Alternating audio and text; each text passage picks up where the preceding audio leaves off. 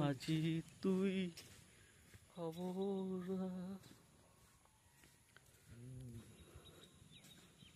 আমরা চলে আসছি দার্জিলিং।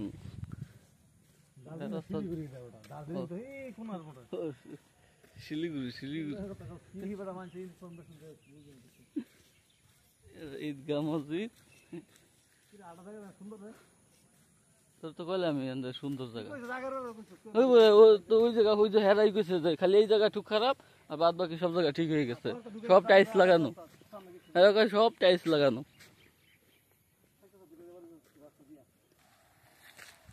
এইগুলো পাথর উঠে গেছে, বুঝতে পারছো? অল্প ভিডিও পুরো ফুল এত বড় ভিডিও ভিডিও তো 15-20 সেকেন্ড এত বড়